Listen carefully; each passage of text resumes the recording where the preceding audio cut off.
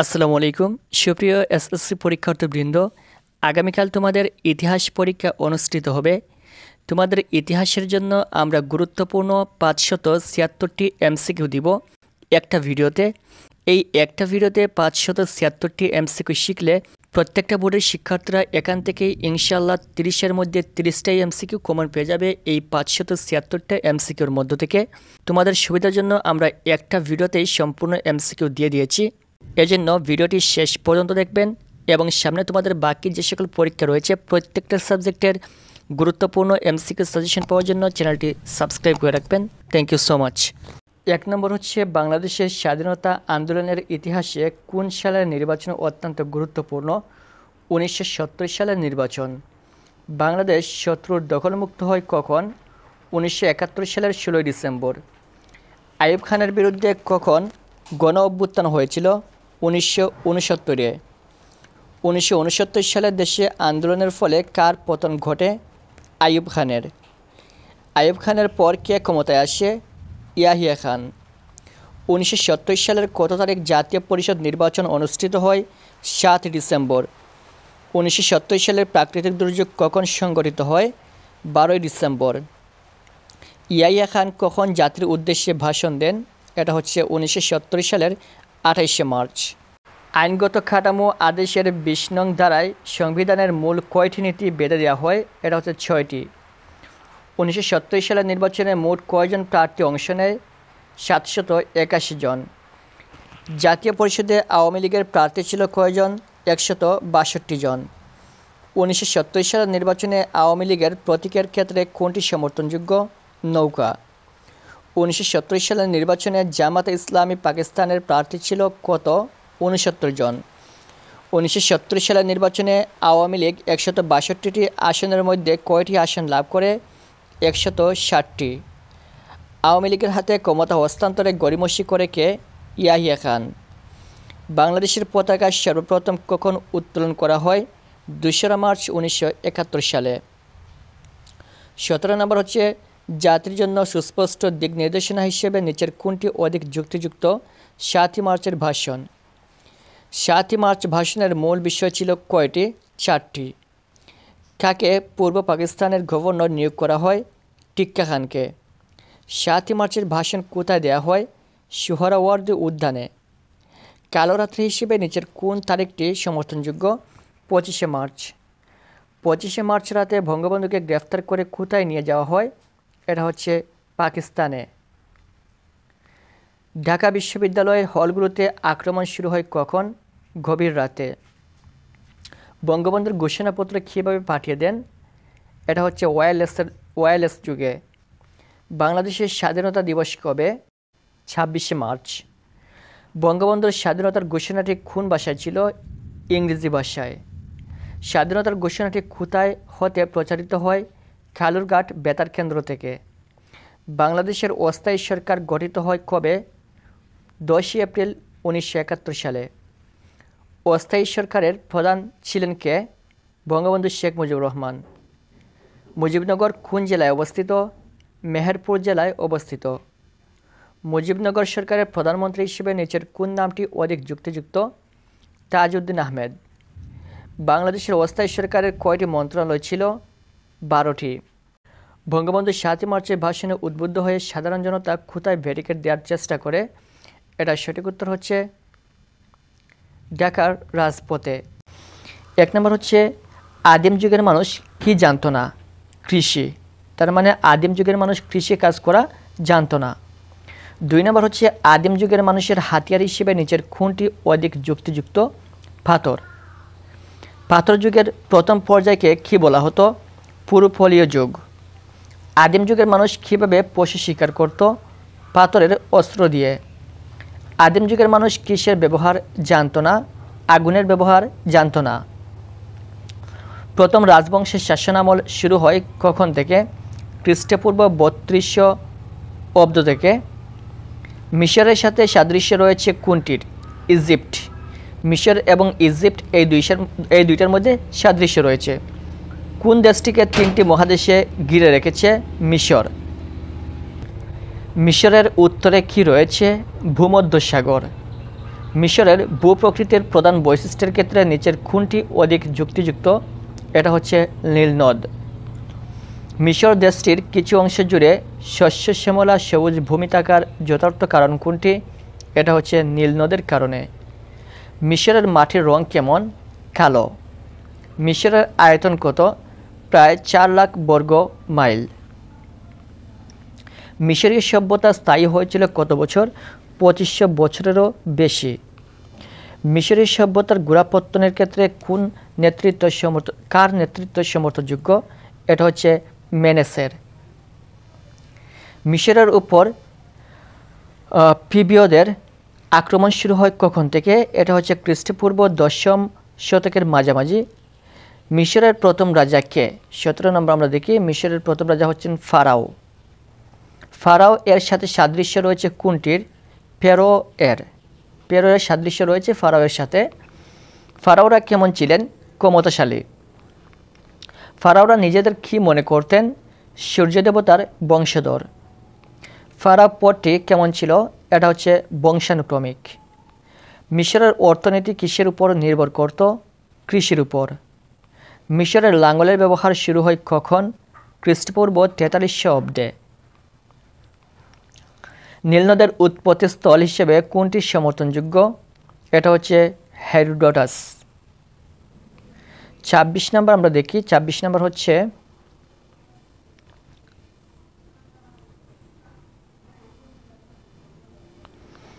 মিশর কিসের দান? মিশর নীলনদের দান। মিশর নীলনদের দান কথাটি কে বলেছেন? হেরোডোটাস। নীলনদ না থাকলে মিশর কিসে পরিণত হতো? মরুভূমিতে।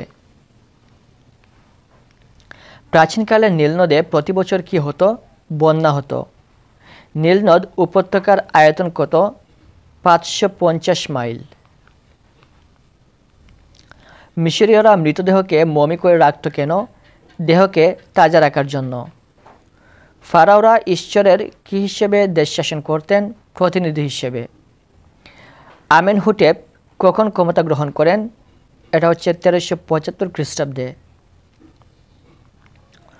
সূর্য দেবতার নামের ক্ষেত্রে নিচের কোনটি অধিক যুক্তিযুক্ত? 34 নম্বরটা দেখে আমরা, এটা হচ্ছে এটন। আমেনহুটেপ কোন দেবতার পূজারীতি চালু করেন? সূর্য দেবতার।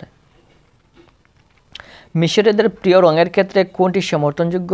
এটা হচ্ছে সাদা কালো। ক নাম্বার? সাদা কালো। মিশরীয়রা মন্দিরের দেওয়াল সাজাতে গিয়ে কোন শিল্পের সূচনা করে? এটা হচ্ছে চিত্রশিল্পের। তার মানে মিশরীয়রা মন্দিরের দেওয়াল সাজাতে চিত্রশিল্পের সূচনা করে। মিশরের সর্বশ্রেষ্ঠ ভাস্কর্য হিসেবে নিচের কোনটি অধিক যুক্তিযুক্ত? স্ফিংক্স। এটা হচ্ছে মিশরের সর্বশ্রেষ্ঠ ভাস্কর্য। ফারাও কিসের মতো শক্তিশালী ছিলেন? ফারাও সিংহের মতো শক্তিশালী ছিলেন। ফারাওদের অভিজাত্য ও শক্তির প্রতীক কী ছিল? স্ফিংক্স। মিশরের প্রথম বড় পিরামিডের নাম কি? ফারাও খুকুর পিরামিড। এটা হচ্ছে মিশরের সবচেয়ে বড় পিরামিডের নাম। খুকুর পিরামিড কত একর জায়গা জুড়ে গড়ে উঠেছিল? এটা সঠিক উত্তর হচ্ছে 42 নম্বর, 13 একর। খুকুর পিরামিড 13 একর জায়গা জুড়ে অবস্থিত ছিল। 43 নম্বর হচ্ছে খুকুর পিরামিডের উচ্চতা ছিল কত? প্রায় 450 ফুট। মিশরীয় সভ্যতার অন্যতম প্রধান বৈশিষ্ট্য কোনটি? এটা হচ্ছে অক্ষর আবিষ্কার। মিশরীয়রা সর্বপ্রথম কয়টি ব্যঞ্জনবর্ণের বর্ণমালা আবিষ্কার করেন? 24টি। মিশরীয়দের লেখন পদ্ধতির নাম কি? এটা হচ্ছে চিত্রলিপি। কয়টি স্তরের মাধ্যমে হাইরোগ্লিফিকের উত্তরণ হয়? এটা হচ্ছে 3টি। গ্রিকদের দেওয়া কাগজের নামের ক্ষেত্রে নিচের কোনটি অধিক যুক্তিযুক্ত? এটা হচ্ছে পেপিরাস। চিত্রলিপিকে কি বলা হয়? পবিত্র অক্ষর। মিশরীয়রা অঙ্কশাস্ত্রের কয়টি শাখা প্রচলন করে? মিশরীয়রা অঙ্কশাস্ত্রের 2টি শাখা প্রচলন করে। 51 নম্বর হচ্ছে কিসের কারণে মিশরীয়রা বিজ্ঞান চর্চায় আগ্রহী ছিল? ধর্মের কারণে। মিশরীয়রা কয় দিনে বছর আবিষ্কার করে? 365 দিনে। সিন্ধু সভ্যতা কিসের সমসাময়িক? এটা হচ্ছে প্রাচীন সভ্যতার সমসাময়িক।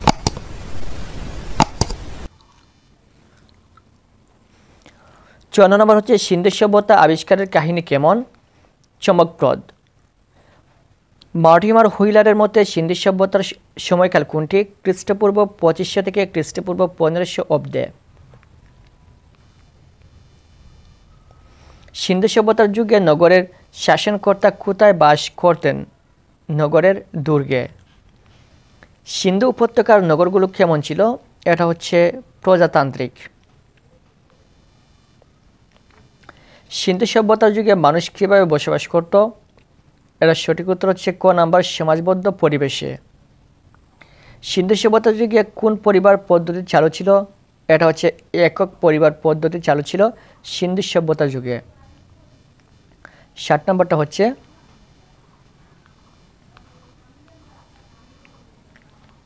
সিন্ধু সভ্যতার যুগে কিসের শ্রেণীবিভাগ ছিল? এটা হচ্ছে সমাজের শ্রেণীবিভাগ ছিল।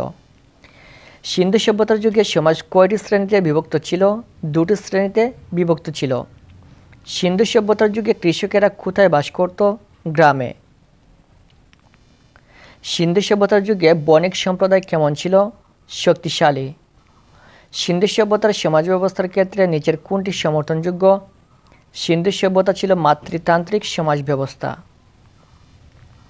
সিন্ধু সভ্যতার অর্থনীতিকে সমৃদ্ধ করতে কোনটি বিশেষ সহায়ক ছিল? এটা হচ্ছে ব্যবসা বাণিজ্য। সিন্ধু সভ্যতার নিদর্শনের মধ্যে নিচের কোনটি চিহ্ন পাওয়া যায়? এটা হচ্ছে মন্দিরের। সিন্ধুবাসীদের নিকট কোন পূজা খুব জনপ্রিয় ছিল? 67 নম্বর, এটা সঠিক উত্তর হচ্ছে মাতৃপূজা। সিন্ধুবাসীরা কিসে বিশ্বাস করত? এটা হচ্ছে পরকালে বিশ্বাস করত। প্রাচীন ভারতের সভ্যতার নিদর্শনগুলোর কীভাবে মাটির তলায় চাপা পড়ে গিয়েছিল? ক্ষয়প্রাপ্ত হয়ে। কোন সভ্যতা ভারতীয় উপমহাদেশের জনগণকে স্বাধীনতার প্রেরণা জুগিয়েছিল? এটা হচ্ছে সিন্ধু সভ্যতা।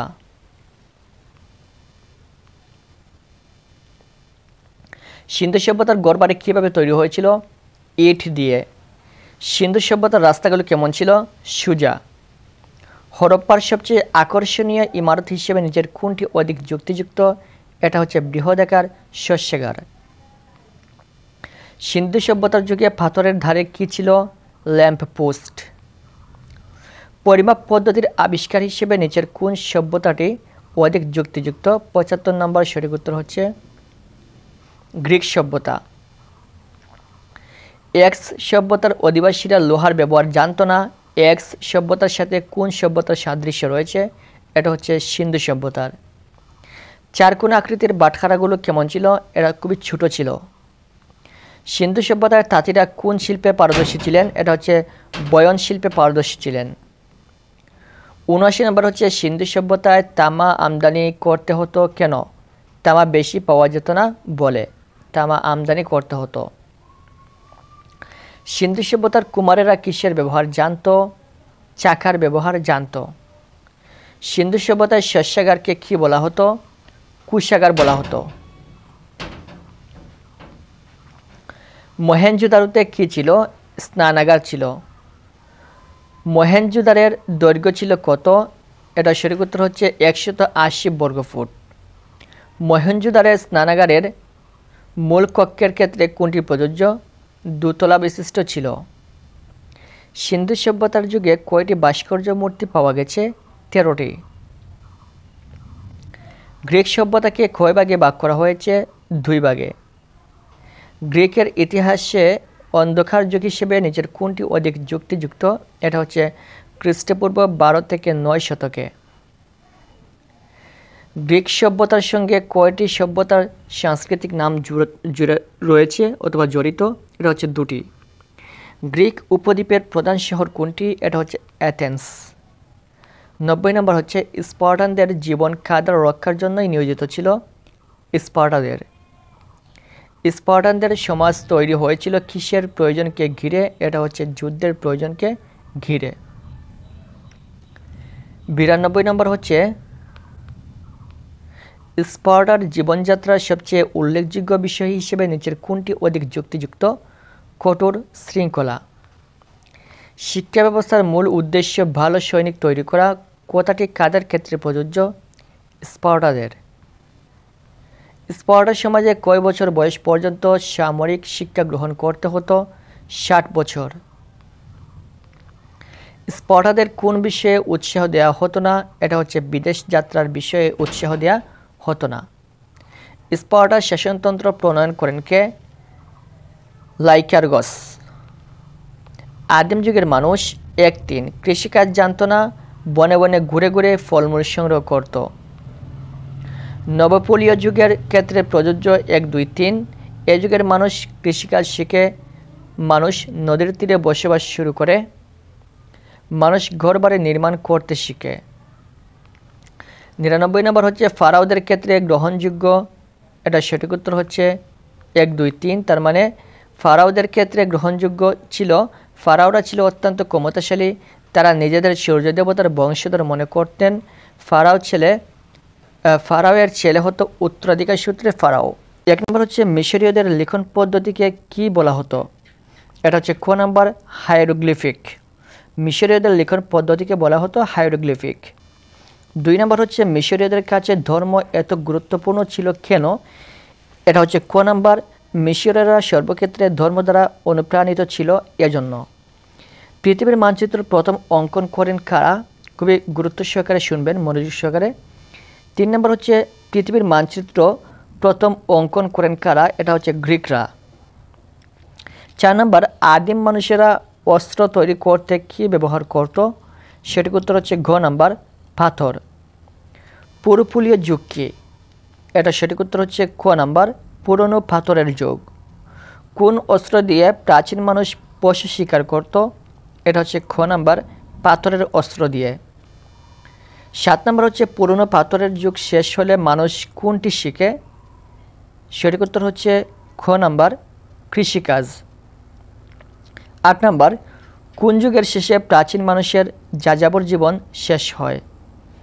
8 নম্বর সঠিক উত্তর হচ্ছে খ নাম্বার পুরনো পাথরের যুগ। নবপলীয় যুগের অপর নাম কি?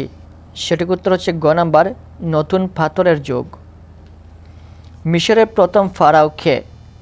10 নম্বর মিশরের প্রথম ফারাও কে? এটা হচ্ছে মেনেস, ক নাম্বার, অথবা যাকে নারমার বলা হতো। আমরা 11 নম্বরটা দেখি।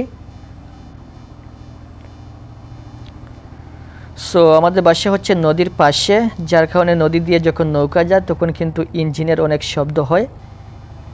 সিলেট পিয়াইন নদীর পাশে কিন্তু আমাদের বাসাটা, যার কারণে এখানে নৌকার যে সাউন্ড, নৌকার ইঞ্জিনের যে সাউন্ড, সেই সাউন্ডটা মাঝে মধ্যে ভিডিওতে প্রবেশ করে। সো আন্তরিকভাবে দুঃখিত। 11 নম্বর হচ্ছে মিশরের পূর্ব দিক কোন সাগর অবস্থিত? তার মানে মিশরের পূর্ব দিকে কোন সাগরটা অবস্থিত? এটা হচ্ছে ক নাম্বার লোহিত সাগর। 12 নম্বর হচ্ছে মিশরীয় সভ্যতা কত বছর স্থায়ী ছিল? এটা সঠিক উত্তর হচ্ছে খ নাম্বার 2500 বছর স্থায়ী ছিল। মিশরীয়দের সূর্য দেবতার নাম কি? 13 নম্বর মিশরীয়দের সূর্য দেবতার নাম হচ্ছে ক নাম্বার রে বা আমন রে। 14 নম্বর নীলদের দেবতার নাম কি? সঠিক উত্তর হচ্ছে ক নাম্বার অসিরিস। নীলদের দেবতার নাম হচ্ছে অসিরিস। 15 নম্বর মিশরীয়দের প্রিয় রং কি ছিল? এটা সঠিক উত্তর হচ্ছে গ নাম্বার সাদা ও কালো। পৃথিবীতে প্রথম সৌরপঞ্জিকা আবিষ্কার করে কারা? সঠিক উত্তর হচ্ছে গ নাম্বার মিশরীয়রা। প্রাচীন মিশরের রাজধানী কোথায় ছিল? এটা হচ্ছে 17 নম্বর সঠিক উত্তর গ নাম্বার মেমফিস। প্রাচীন মিশরের রাজধানী ছিল কোনটি? মেমফিস। 18 নম্বর ফারাও শব্দের উৎপত্তি কোন শব্দ থেকে? সঠিক উত্তর হচ্ছে খ নাম্বার পের ও শব্দ থেকে। ফারাওরা ছিল অত্যন্ত কি? ক নাম্বার ক্ষমতাশালী। ফারাওরা ছিল অত্যন্ত ক্ষমতাশালী। 20 নম্বর নিজেদেরকে সূর্য দেবতার বংশধর মনে করতেন কোন দেশের রাজারা? সঠিক উত্তর হচ্ছে খ নাম্বার মিশরের রাজারা। ফারাওরা নিজেদের কার বংশ মনে করত? কার বংশধর মনে করত? এটা সঠিক উত্তর হচ্ছে খ নাম্বার সূর্য দেবতার বংশধর মনে করত। ফারাওদের উত্তরাধিকার সূত্রে কারা ফারাও হতো? সঠিক উত্তর হচ্ছে খ নাম্বার তাদের ছেলে। 23 নম্বর হচ্ছে মিশরের জমি উর্বর হতো কীভাবে? এটা সঠিক উত্তর হচ্ছে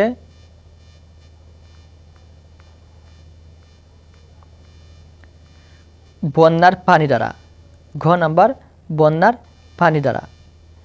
মৃত ব্যক্তি আবার একদিন বেঁচে উঠবে এমন ধারণা দেন কারা? 24 নম্বর সঠিক উত্তর হচ্ছে খ নাম্বার মিশরীয়রা। সিন্ধু সভ্যতার সমাজ কয়টি শ্রেণীতে বিভক্ত ছিল?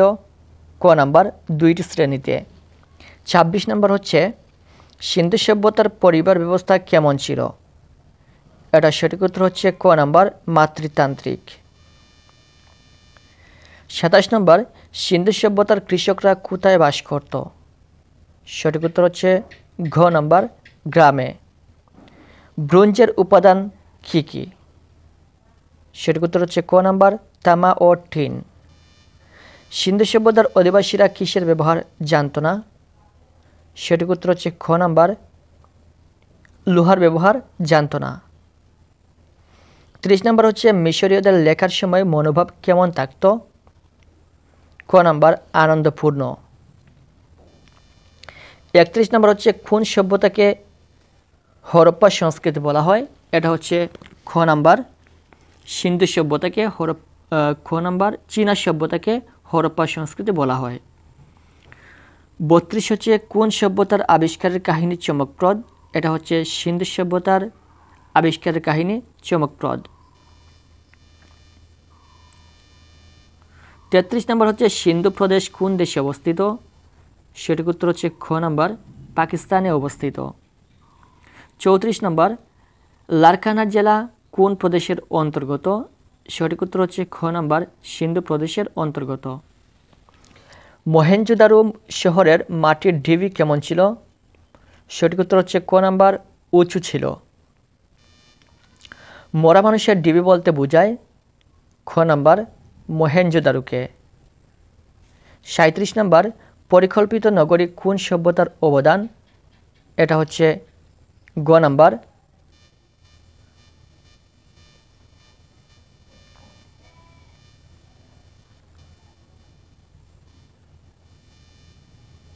সিন্ধু সভ্যতার অবদান। 38 নম্বর হচ্ছে সিন্ধু সভ্যতার পরিবার পদ্ধতি কেমন ছিল? সঠিক উত্তর হচ্ছে গ নাম্বার একক পরিবার। সিন্ধু সভ্যতার ঘরবাড়িগুলো কত তলা বিশিষ্ট? গ নাম্বার 2-3 তলা বিশিষ্ট, 2 অথবা 3 তলা বিশিষ্ট। 40 নম্বর হচ্ছে মহেঞ্জোদারোর স্থাপত্যের মধ্যে উল্লেখযোগ্য বৃহৎ মিলনায়তনটি কত ফুট জায়গা জুড়ে তৈরি হয়েছিল? সঠিক উত্তর খ নাম্বার 80 ফুট। হরপ্পাতে কি পাওয়া গেছে? খ নাম্বার শস্যাগার। বৃহৎ স্নানাগার কোথায় পাওয়া গেছে? সঠিক উত্তর হচ্ছে ঘ নাম্বার মহেঞ্জোদারোতে। সিন্ধু সভ্যতার যুগে কতটি ভাস্কর্য মূর্তি পাওয়া গেছে? সঠিক উত্তর হচ্ছে গ নাম্বার 13টি। মহেঞ্জোদারোতে কোন ধরনের মূর্তি পাওয়া গিয়েছে? 44 নম্বর সঠিক উত্তর হচ্ছে খ নাম্বার নারী মূর্তি। মহেঞ্জোদারোতে কতগুলো শিল পাওয়া গেছে? 35 নম্বর সঠিক উত্তর হচ্ছে খ 2500টি। ইলিয়ড ও ওডিসি কোন ধরনের রচনা? 46 নম্বর সঠিক উত্তর হচ্ছে খ নাম্বার মহাকাব্য। ইজিয়ান সভ্যতা আবিষ্কৃত হয় কত শতকে? সঠিক উত্তর হচ্ছে ঘ নাম্বার 19 শতকে। গ্রিকরা প্রথম অঙ্কন করেন? খ নাম্বার পৃথিবীর মানচিত্র। গ্রিক সভ্যতা গড়ে ওঠে কীভাবে? 49 নম্বর সঠিক উত্তর হচ্ছে ক নাম্বার ক্ষুদ্র ক্ষুদ্র দ্বীপ নিয়ে। 50 নম্বর হচ্ছে গ্রিক সভ্যতাকে কত ভাগে ভাগ করা যায়? এটা হচ্ছে ক নাম্বার 2 ভাগে ভাগ করা যায়। হেলেনিস্টিক সংস্কৃতি কোথায় গড়ে উঠেছিল? 51 নম্বর এটা হচ্ছে ঘ নাম্বার আলেকজান্দ্রিয়ায়। স্পার্টা কোথায়? সেটি উত্তর হচ্ছে খ নাম্বার গ্রিসে। প্রাচীন পৃথিবীতে প্রথম গণতন্ত্রের সূচনা হয় কোথায়? 53 নম্বর এটা হচ্ছে গ নাম্বার এথেন্সে। 54 নম্বর হচ্ছে অ্যাথেন্স কোন শতকে রাজতন্ত্রের পরিবর্তে অভিজাততন্ত্র প্রতিষ্ঠিত হয়? সঠিক উত্তর হচ্ছে গ নাম্বার 7 শতকে। কার মৃত্যুর পর অ্যাথেন্সের দুর্ভোগ শুরু হয়? এটা হচ্ছে খ নাম্বার পেরিক্লিসের মৃত্যুর পর এথেন্সের দুর্ভোগ শুরু হয়। স্পার্টা ও এথেন্সের মধ্যে মোট কতবার যুদ্ধ হয়? 56 নম্বর। সঠিক উত্তর হচ্ছে ক নাম্বার 3 বার। এথেন্সে ও স্পার্টার মধ্যে সংগঠিত যুদ্ধের নাম কী ছিল? পেলোপনেসিয়ারব যুদ্ধ। 58 নম্বর হচ্ছে 460 থেকে 404 খ্রিস্টাব্দে পেলোপনেসীয় যুদ্ধ সংগঠিত হয়েছিল কতবার? এটা হচ্ছে 58 নম্বর ক 3 বার। এথেন্স ও বন্ধু রাষ্ট্রগুলোকে নিয়ে যে জোট গঠন করেছিল তা হচ্ছে এথেন্স তার বন্ধু রাষ্ট্রগুলোকে নিয়ে যে জোট গঠন করেছিল তা হচ্ছে 59 নম্বর। সঠিক উত্তর হচ্ছে ক নাম্বার ডেলিয়ান লীগ। স্পার্টা তার বন্ধু রাষ্ট্রগুলোকে নিয়ে যে জোট গঠন করেছিল তা হচ্ছে 60 নম্বর খ পেলোপনেসীয় লীগ। কত অব্দে এথেন্স স্পার্টার অধীনে চলে যায়? 61 নম্বর। সঠিক উত্তর হচ্ছে ঘ 369 অব্দে। 62 নম্বর হচ্ছে সর্বপ্রথম সূর্যগ্রহণের ব্যাখ্যা দেন কে? গ নাম্বার তালেস। গ্রিসের যুক্তিবাদী দার্শনিকদের বলা হতো কি বলা হতো? খ নাম্বার সফিস্টকে। পৃথিবীর মানচিত্র প্রথম অঙ্কন করেন কারা? ক নাম্বার গ্রিক বিজ্ঞানীরা। 65 নাম্বার কারা প্রথম প্রমাণ করেন যে পৃথিবী একটি গ্রহ? সঠিক উত্তর হচ্ছে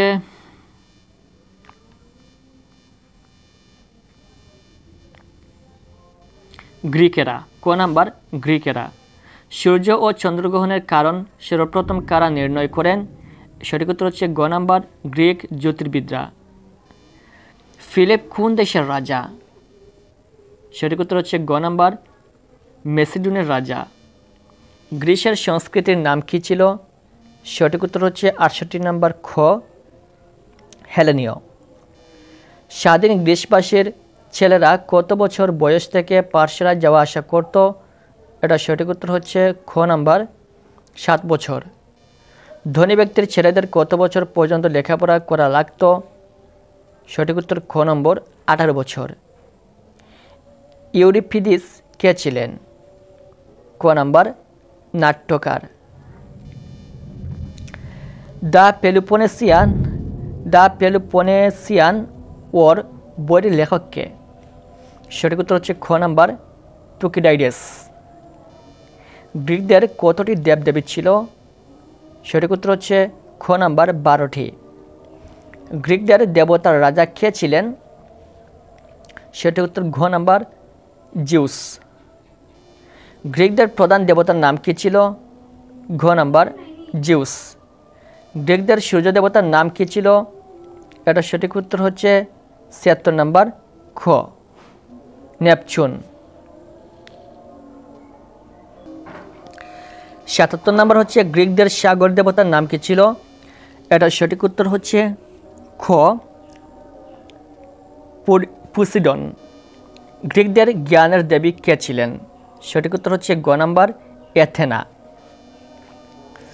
রোমে কার নেতৃত্বে দাস বিদ্রোহ সংগঠিত হয়? এটা সঠিক উত্তর হচ্ছে গ নাম্বার স্পার্টাকাস। প্যান্থিয়ন কি? সঠিক উত্তর হচ্ছে খ নাম্বার ধর্ম মন্দির।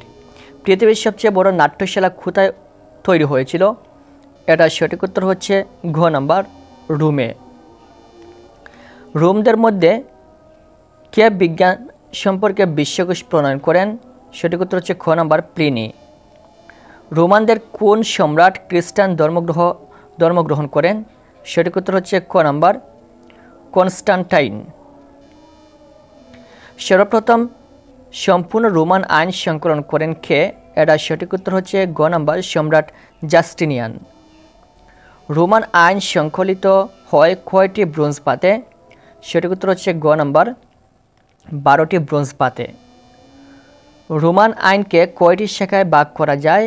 এটা সঠিক উত্তর হচ্ছে 86 নম্বর খ 3টি। সভ্যতায় রোমানদের সবচেয়ে বড় অবদান ছিল? খ নাম্বার আইনশাস্ত্রে। পেরিক্লিসের যে বিভাগে নাগরিকদের অবাধ অংশগ্রহণের অধিকার প্রতিষ্ঠা করেন? এটা সঠিক উত্তর হচ্ছে খ নাম্বার 1-3 প্রশাসন এবং বিচার বিভাগ। 89 নম্বরটা হচ্ছে পিরামিড একটি কি? ক নাম্বার 1-2 স্থাপত্য শিল্প এবং ভাস্কর্য শিল্প। এখানে একটা উদ্যোগ দেওয়া রয়েছে। শরীফ স্যার গণিতের ক্লাসে ত্রিভুজের বিভিন্ন প্রকারভেদ নিয়ে আলোচনা করেছিলেন। 10ম শ্রেণীর ছাত্র সিয়ামের মনে পড়ে যায় এক বিশেষ সভ্যতার কথা, যাদের তৈরিকৃত এক স্থাপত্য শিল্পের আকৃতিও ত্রিভুজের মতো। 90 নম্বর সঠিক উত্তর হচ্ছে ক নাম্বার সিয়ামের কোন সভ্যতার কথা মনে পড়ে? এটা হচ্ছে মিশরীয় সভ্যতা। উক্ত সভ্যতার লোকেরা ছিল 91 নম্বর খ 1-3 ধর্ম দ্বারা প্রভাবিত এবং প্রথম পঞ্জিকার আবিষ্কারক। 92 নম্বর হচ্ছে মিশরীয়রা সর্বপ্রথম কয়টি ব্যঞ্জনবর্ণ আবিষ্কার করেন? সঠিক উত্তর হচ্ছে খ নাম্বার 24টি। বিজ্ঞানসম্মত ইতিহাসের জনককে? সঠিক উত্তর হচ্ছে খ নাম্বার তুকিডাইডাস। 1 নম্বর হচ্ছে আমাদের দেশে মুক্তিযুদ্ধ কবে সংগঠিত হয়? 1971 সালে। সত্য বিষয় অথবা ঘটনা উপস্থাপন করে কোনটি? ইতিহাস। পাকিস্তানিদের বিরুদ্ধে আমাদেরকে কয় মাস যুদ্ধ করতে হয়? প্রায় 9 মাস। ইতিহাস শব্দের উৎপত্তি হয়েছে কোন শব্দ থেকে? ইতিহাস শব্দের উৎপত্তি হয়েছে ইতিহাস শব্দ থেকে। ইতিহাস শব্দের অর্থ কী? ইতিহাস শব্দের অর্থ হচ্ছে ঐতিহ্য।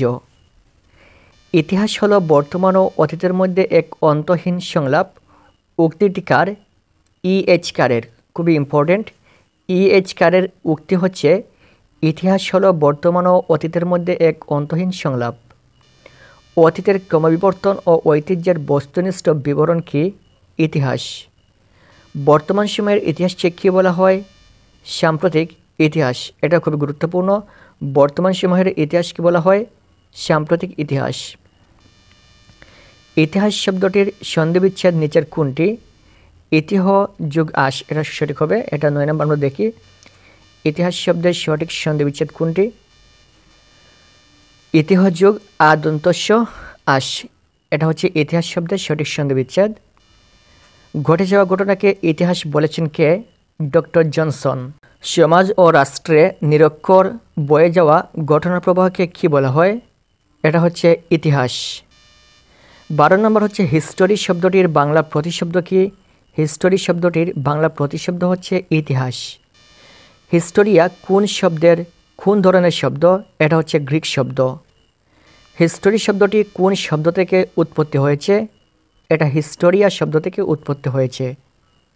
হিস্টোরিয়া শব্দটি প্রথম ব্যবহার করেন কে? হেরোডোটাস। হেরোডোটাস হিস্টোরিয়া শব্দটি প্রথম ব্যবহার করেন কখন? খ্রিস্টপূর্ব 5ম শতাব্দীতে। ইতিহাসের জনককে? ইতিহাসের জনক আমরা 18 নম্বরটা দেখি। হেরোডোটাস। ইতিহাসের জনক হেরোডোটাস। ইতিহাস ও অনুসন্ধান এ দুটি ধারণাকে সংযুক্ত করেন কে? হেরোডোটাস। সমাজের জীবনী ইতিহাস উক্তিটি কার? এটা হচ্ছে টয়েনবির। সঠিক ইতিহাস কিসের উপর নির্ভর করে রচিত? এটা হচ্ছে সত্যকে নির্ভর করে রচিত। লিওপোল্ড ফন র্যাঙ্কের মতে ইতিহাস হলো নগ্ন সত্য। সঠিক ইতিহাস লিখতে কিসের গুরুত্ব অপরিসীম? ঐতিহাসিক উপাদানের গুরুত্ব অপরিসীম। ইতিহাসের উপাদানকে কয় ভাগে ভাগ করা যায়? ইতিহাসের উপাদানকে 2 ভাগে ভাগ করা যায়।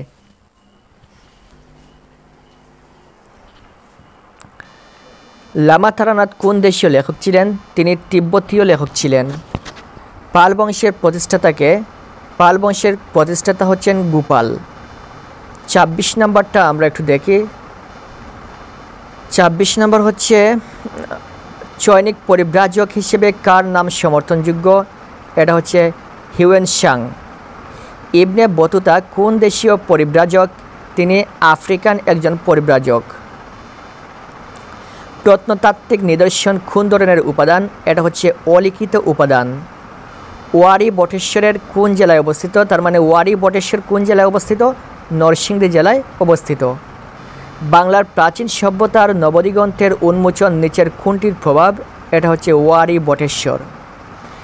একটি জাতির ইতিহাস বদলানোর ক্ষেত্রে নিচের কোনটির প্রভাব অধিক যুক্তিযুক্ত? এটা হচ্ছে প্রত্নতাত্ত্বিক আবিষ্কার। ইতিহাস রচনার লিখিত উপাদান হিসেবে নিচের কোনটি সমর্থনযোগ্য? দলিলপত্র। এটা হচ্ছে লিখিত উপাদান, যেটাকে আমরা লিখিত আকারে প্রকাশ করি। যেমন তাম্রলিপি, ইমারত, মুদ্রা এগুলো লিখিত নয়। যেসব তথ্য প্রমাণের উপর ভিত্তি করে ঐতিহাসিক সত্যকে প্রতিষ্ঠিত করা সম্ভব তাকে কি বলা হয়? এটা হচ্ছে ইতিহাসের উপাদান। আমরা দেখি 34 নম্বরটা কি? ফাহিয়ান কে ছিলেন? চৈনিক পরিব্রাজক। খুবই ইম্পর্টেন্ট। ফাহিয়ান ছিলেন চৈনিক পরিব্রাজক। ইতিহাস রচনার উপাদান হলো লিখিত ও অলিখিত। ইতিহাসের অলিখিত উপাদান কোনটি? ইতিহাসের অলিখিত উপাদান হচ্ছে স্মৃতিস্তম্ভ। এটা কিন্তু লেখা যায় না। নথিপত্র, সাহিত্য, দলিলপত্র এগুলো লিখিত আকারে থাকে, কিন্তু স্মৃতিস্তম্ভ এটা অলিখিত থাকে, যার কারণে ইতিহাসের অলিখিত উপাদান এটা হচ্ছে স্মৃতিস্তম্ভ। প্রত্নতাত্ত্বিক উপাদান কোনটি? এটা হচ্ছে শিলালিপি। এটা হচ্ছে প্রত্নতাত্ত্বিক উপাদান। ইতিহাসের অলিখিত উপাদানের অন্তর্ভুক্ত কোনটি? এটা হচ্ছে স্মৃতিস্তম্ভ, মুদ্রা, ইমারত এগুলো হচ্ছে অলিখিত, যেগুলো লেখা যায় না। তারপর হচ্ছে বাংলাদেশের 2500 বছর পূর্বের নগর সভ্যতার অস্তিত্বের স্বীকৃতিদানকারী প্রত্নতাত্ত্বিক নিদর্শন হিসেবে নিচের কোনটি অধিক উপযোগী? এটা হচ্ছে ওয়ারী বটেশ্বর। মুদ্রা, শিলালিপি ইত্যাদি কোথায় সংরক্ষিত থাকে? জাদুঘরে। মানব সভ্যতার অগ্রগতির সাথে সাথে কী লেখা হচ্ছে? মানব সভ্যতার অগ্রগতির সাথে সাথে ইতিহাস লেখা হচ্ছে। অতীতের ঘটনাসমূহ বর্তমান প্রজন্মের কাছে পৌঁছে দিচ্ছে কোনটি? এটা হচ্ছে ইতিহাস। আমরা 43 নম্বরটা দেখি। 43 নম্বরটা হচ্ছে বিভিন্ন শাখায় বিভক্ত করা কঠিন কোনটিকে?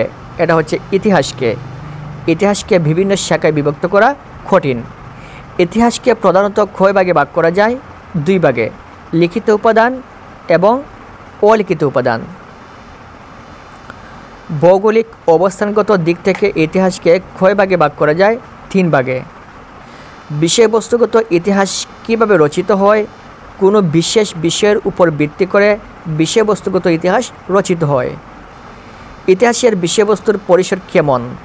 ব্যাপক। বিষয়বস্তুগত ইতিহাসকে কয় ভাগে ভাগ করা যায়? 5 ভাগে। ভৌগোলিক অবস্থাগত ইতিহাস হিসেবে নিচের কোনটি উপযোগী? এটা হচ্ছে জাতীয় ইতিহাস। ইতিহাসের পরিসর সম্প্রসারিত হওয়ার যথার্থ কারণ কোনটি? এটা হচ্ছে সভ্যতার অগ্রগতি। আমরা 25 নম্বরটা একটু দেখি। মানুষ তার সমাজ ও সভ্যতার ধারাবাহিক পরিবর্তনের প্রমাণ ও লিখিত দলিল কোনটি? এটা হচ্ছে ইতিহাস। ভিখু কোন যুগের ঐতিহাসিক? তিনি আধুনিক যুগের ঐতিহাসিক। মানব সমাজ ও মানবীয় প্রতিষ্ঠানসমূহের উৎপত্তি ও বিকাশই হচ্ছে ইতিহাসের বিষয়বস্তু। এটি কার অভিমত? এটি ভিখুর অভিমত। খুবই ইম্পর্টেন্ট, পরীক্ষা আসার মতো। সামগ্রিকভাবে যা কিছু সমাজ সভ্যতার বিকাশে প্রত্যক্ষ বা পরোক্ষভাবে প্রভাবিত করছে তাই কি? তাই হচ্ছে ইতিহাসের বিষয়বস্তু। অন্যান্য বিষয় থেকে আলাদা কোনটি? ইতিহাস। ইতিহাস হচ্ছে অন্যান্য বিষয় থেকে আলাদা। নিচের কোন বিষয়টির উপস্থাপনা পদ্ধতি স্বতন্ত্র? ইতিহাস। ইতিহাস কোনমুখী? ইতিহাস হচ্ছে অতীতমুখী। অতীত বর্তমানের ঘটনা প্রবাহ কোনটির বিচক্ষণ কেন্দ্র? এটা হচ্ছে ইতিহাসের বিচক্ষণ কেন্দ্র। আমরা 58 নম্বরটা দেখি।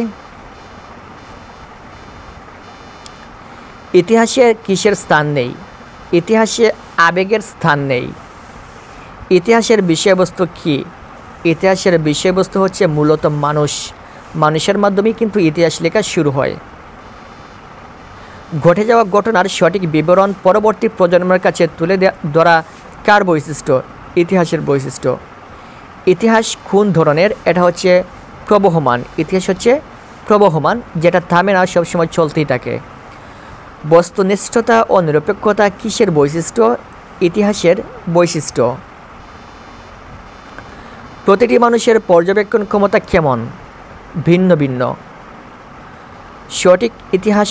সঠিক ইতিহাস হওয়ার জন্য নিচের কোনটি অধিক উপযোগী? ঘটনার নিরপেক্ষ বর্ণনা উপস্থাপন।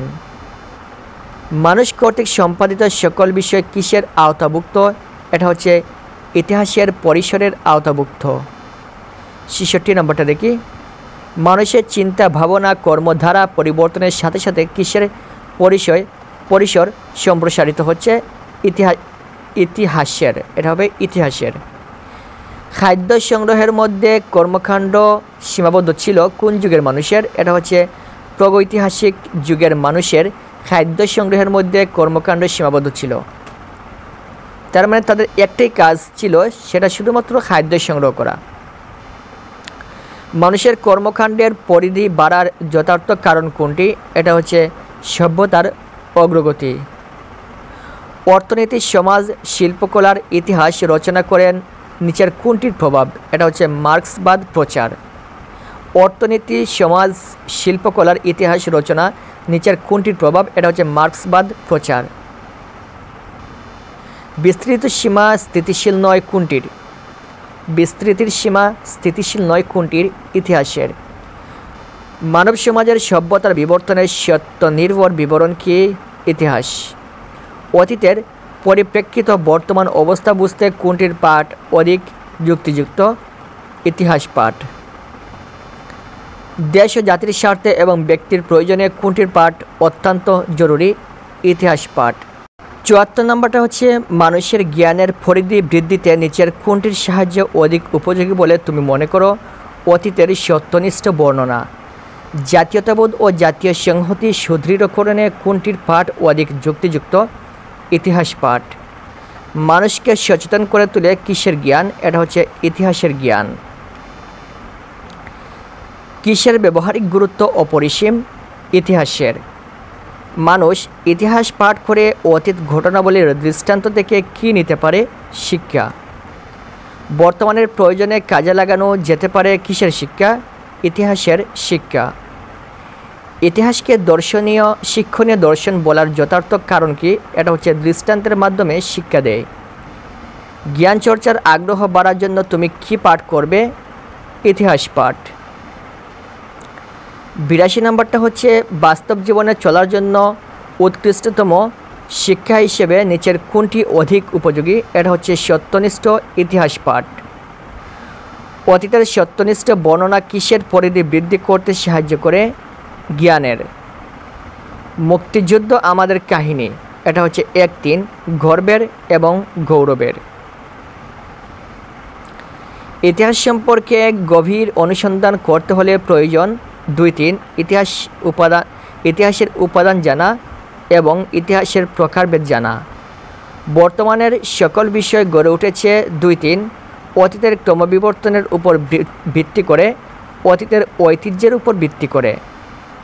ঐতিহাসিক হেরোডোটাস তার গবেষণায় গ্রিস ও পারস্যের মধ্যে সংঘটিত যুদ্ধের কোন বিষয় লিপিবদ্ধ করেছেন?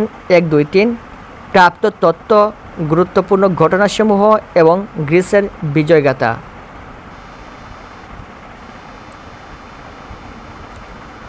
ঐতিহাসিক হেরোডোটাস তার গবেষণায় গ্রিস ও পারস্যের মধ্যে সংঘটিত যুদ্ধের বিভিন্ন বিষয় লিপিবদ্ধ করেছেন। কারণ ১-২-৩ যাতে পরবর্তী প্রজন্ম এ ঘটনা ভুলে না যায়, এ বিবরণ যাতে তাদের উৎসাহিত করে, যাতে তারা দেশপ্রেমে উদ্বুদ্ধ হয়। এই তিনটাই কারণে।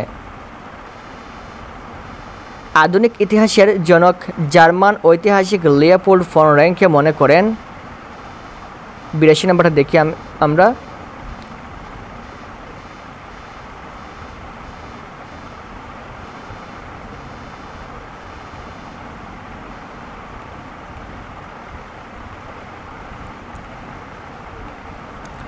ঊননব্বই। এটা হচ্ছে ১-২ প্রকৃতপক্ষে যা ঘটেছিল তার অনুসন্ধান ও তার সত্য বিবরণী ইতিহাস, এবং ইতিহাস মানেই হলো নগ্ন সত্য। ইতিহাসের উপাদান হিসেবে সমর্থনযোগ্য ২-৩ লিখিত উপাদান এবং অলিখিত উপাদান।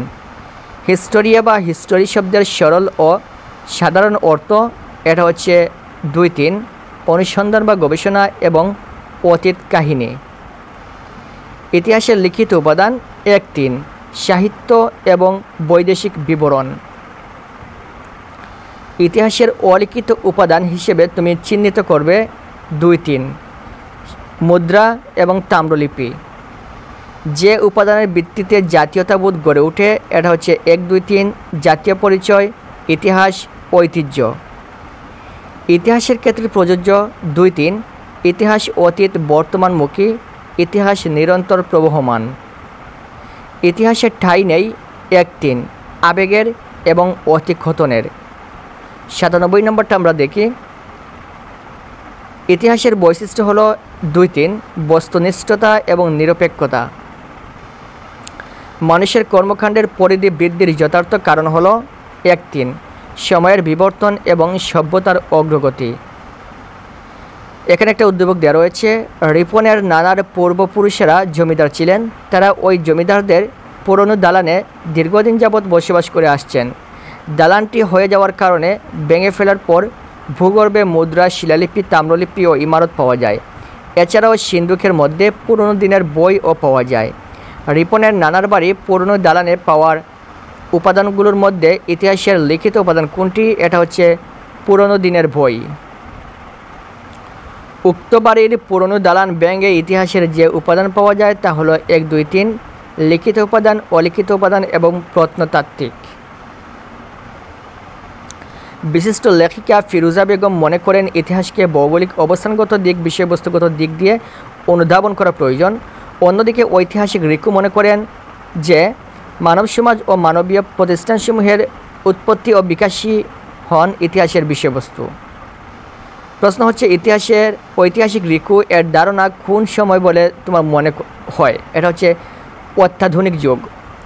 ফিরোজা বেগম ইতিহাসকে যে বিষয়বস্তুগত দিক দিয়ে অনুধাবন করা কথা বলেছেন তা হলো, এটা সঠিক উত্তর হচ্ছে 1-3 তার মানে এটা সঠিক উত্তর হচ্ছে 1-3 সাংস্কৃতিক ঘটনা এবং কূটনৈতিক ঘটনা। 1 নম্বর হচ্ছে ভুক্তির শাসনকর্তা নিযুক্ত হতেন, সঠিক উত্তর হচ্ছে ঘ নম্বর 1-2-3 সম্রাট নিজে, রাজকুমার এবং রাজ পরিবারের সদস্যগণ। 2 নম্বর হচ্ছে সেন রাজাদের অধিকার ও ক্ষমতার কোনো সীমা ছিল না, এটি কি প্রমাণ করে? সঠিক উত্তর হচ্ছে খ নম্বর 1-3 রাজা ছিলেন সর্বসেবা এবং তিনি শাসন, সমর ও বিচার বিভাগের প্রধান। 3 নম্বর হচ্ছে চন্দ্রবংশের সর্বশ্রেষ্ঠ শাসক কে ছিলেন? খ নম্বর শ্রীচন্দ্র, তিনি ছিলেন চন্দ্রবংশের সর্বশ্রেষ্ঠ শাসক। 4 নম্বরটা দেখি। ভুক্তিপথের সাথে নিচের কোনটি সাদৃশ্যপূর্ণ? এটা হচ্ছে খ নম্বর উপরিক। বল্লাল সেনের শাসনকাল কোনটি? এটা হচ্ছে খ নম্বর 1178 থেকে 1205 খ্রিস্টাব্দ পর্যন্ত। ত্রৈলোকচন্দ্রের উপাধি কী ছিল? মহারাজাধিরাজ। ধর্মপালের পুত্রের নাম কি? এটা হচ্ছে খ নম্বর দেবপাল। 8 নম্বরটা আমরা দেখি। 8 নম্বরটা হচ্ছে গুপ্তযুগে সামন্ত রাজাগণ গুপ্ত সাম্রাজ্যের অধীনে ছিল না, এটি কি প্রমাণ করে? ক নম্বর সামন্ত রাজাগণ প্রায় স্বাধীন ছিলেন। 9 নম্বর হচ্ছে পাল বংশের সর্বশেষ সফল শাসক কে ছিলেন? রামপাল। মহিপাল প্রতিহত করেন গঙ্গেয়দেবের আক্রমণ এবং রাজেন্দ্র চুলের আক্রমণ। 11 নম্বর হচ্ছে ত্রৈলোকচন্দ্রের উত্তরাধিকারী কে ছিলেন? গ নম্বর সুবর্ণচন্দ্র। হর্ষবর্ধন শশাঙ্কের বিরুদ্ধে যুদ্ধযাত্রা করেন কারণ? এটা সঠিক উত্তর হচ্ছে গ নম্বর 1-2 রাজশ্রীকে উদ্ধারের জন্য এবং প্রতিশোধ গ্রহণের জন্য। 13 নম্বর হচ্ছে একাদশ শতকের শেষ ভাগ দক্ষিণ পূর্ব বাংলায় কোন রাজবংশ গড়ে ওঠে? ক নম্বর বর্ম। 14 নম্বর হচ্ছে সুমা একটি উপন্যাস থেকে জানতে পারে যে ড নামক শাসনামলে ঘ অঞ্চলের বেশ কয়েকটি অংশে বিভক্ত ছিল। ড নিচের কোনটিকে নির্দেশ করেছে? এটা হচ্ছে ক নম্বর গুপ্ত যুগ। 15 নম্বর হচ্ছে কল্যাণচন্দ্রের শাসনকাল কোনটি? এটা হচ্ছে ঘ নম্বর 975 থেকে 1000 খ্রিস্টাব্দ। জাতবর্মার পিতার নাম কী ছিল? এটা হচ্ছে গ নম্বর ব্রজবর্মা। শশাঙ্ক মালবরাজ দেবগুপ্তের সাথে বন্ধুত্ব স্থাপন করেন, এটা হচ্ছে ক নম্বর 1-2 পুষ্যভূতিদের দমন করতে এবং মকরীদের দমন করতে।